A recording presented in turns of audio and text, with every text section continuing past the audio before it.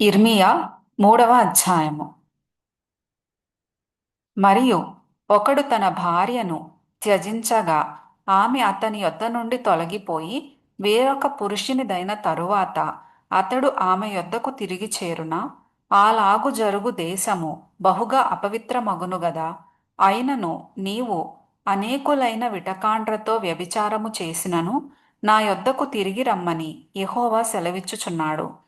చెట్లు లేని కొండ ప్రదేశము వైపు నీ కన్నులెత్తి చూడుము. నీతో ఒకడు శయనింపని స్థలం ఎక్కడ ఉన్నది? ఎడారి మార్గమున అరబీ దేశస్థుడు కాచియుండునట్లుగా నీవు వారి కొరకు త్రోవలలో కూర్చుండి ఉన్నావు. నీ వ్యభిచారముల చేతను నీ దుష్కార్యముల చేతను నీవు దేశమును అపవిత్రపరచుచున్నావు. కావున వానలు కురియక మానెను, కడవరి వర్షము లేకపోయి ఉన్నది. అయినను నీకు వ్యభిచార స్త్రీ ధైర్యము వంటి ధైర్యము గలదు, సిగ్గుపడనొల్లకున్నావు. అయినను ఇప్పుడు నీవు, నా తండ్రి, చిన్నప్పటి నుండి నాకు చెలికాడవు నీవే అని నాకు మొర్రపెట్టుచుండవా? ఆయన నిత్యము కోపించున, నిరంతరము కోపము చూపున అని నీవనుకొనినను నీవు చేయదలచిన దుష్కార్యములు చేయుచునే ఉన్నావు. మరియు రాజైన యోషియా దినములలో యెహోవా నాకీలాగు సెలవిచ్చెను. ద్రోహిణియగు ఇశ్రాయేలు చేయు కార్యము నీవు చూచితివా? ఆమె ఉన్నతమైన ప్రతి కొండ మీదికిని పచ్చని ప్రతి చెట్టు క్రిందికిని పోవచ్చు అక్కడ వ్యభిచారము చేయుచున్నది. ఆమె ఈ క్రియలన్నిటినీ చేసినను ఆమెను నా యొద్దకు తిరిగి రమ్మని నేను సెలవీయగా ఆమె తిరిగి రాలేదు. మరియు విశ్వాసఘాతకురాలగు ఆమె సహోదరి అయిన యూదా దాని చూచెను.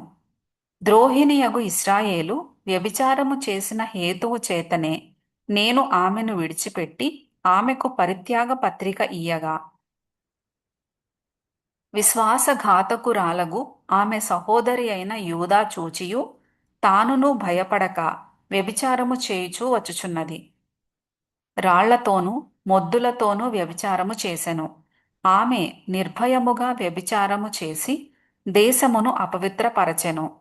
ఇంతగా జరిగినను విశ్వాసఘాతకురాలగు ఆమె సహోదరి అయిన యూదా పైవేషమునకే గాని తన పూర్ణ హృదయముతో నా యొద్దకు తిరుగుటలేదని యెహోవా సెలవిచ్చుచున్నాడు. కాగా విశ్వాసఘాతకురాలగు యూదా కంటే ద్రోహిణియగు ఇశ్రాయేలు తాను నిర్దోషిని అని రుజువుపరచుకొని ఉన్నది. నీవు వెళ్ళి ఉత్తర దిక్కున ఈ మాటలు ప్రకటింపుము. ద్రోహిణివగు ఇశ్రాయేలు తిరిగి రమ్ము. ఇదే యెహోవా వాక్కు. మీ మీద నా కోపము పడనీయను. నేను కృపగలవాడను గనుక నేనెల్లప్పుడూ కోపించువాడను కాను. ఇదే యెహోవా వాక్కు. నీ దేవుడైన యెహోవా మీద తిరుగుబాటు చేయుచు నా మాటను అంగీకరింపక ప్రతి పచ్చని చెట్టు క్రింద అన్యులతో కలిసి కొనుటకు నీవు ఇటు అటు పోయిన నీ దోషము ఒప్పుకొనుము. ఇదే యెహోవా వాక్కు. భ్రష్టులగు పిల్లలారా తిరిగి రండి. నేను మీ యజమానుడను. ఇదే యెహోవా వాక్కు. ఒకానొక పట్టణములో నుండి ఒకనిగాను ఒకానొక కుటుంబములో నుండి ఇద్దరినిగాను మిమ్మును తీసుకొని సియోనునకు రప్పించెదను. నాకిష్టమైన కాపరులను మీకు నియమింతును.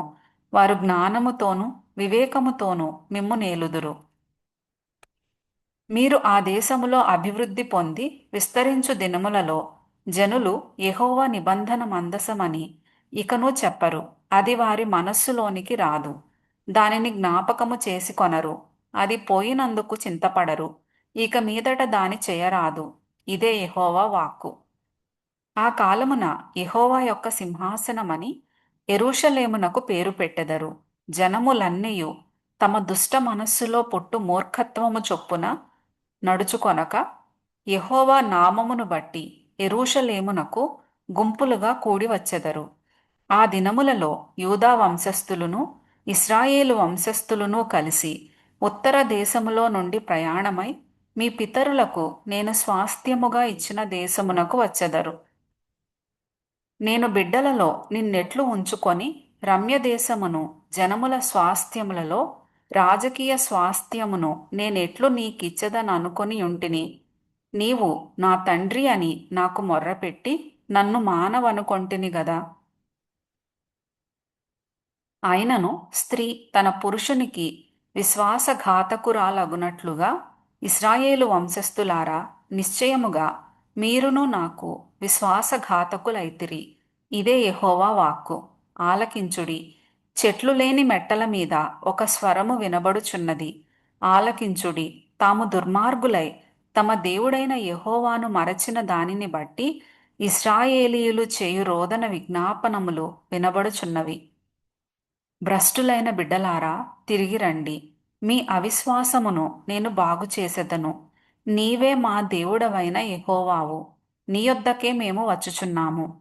నిశ్చయముగా కొండల మీద జరిగినది మోసకరము. పర్వతముల మీద చేసిన ఘోష నిష్ప్రయోజనము. నిశ్చయముగా మా దేవుడైన యెహోవా వలన ఇశ్రాయేలునకు రక్షణ కలుగును. అయినను మా బాల్యము నుండి లజ్జాకరమైన దేవత మా పితరుల కష్టార్జితమును, వారి గొర్రెలను, వారి పశువులను, వారి కుమారులను, వారి కుమార్తెలను మింగివేయుచున్నది. సిగ్గునొందిన వారమై సాగిల పడుదము రండి. మనము కనబడకుండా అవమానము మనలను మరుగు చేయునుగాక. మన దేవుడైన యెహోవా మాట వినక మనమును మన పితరులను మన బాల్యము నుండి నేటి వరకు మన దేవుడైన యెహోవాకు విరోధముగా పాపము చేసిన వారము.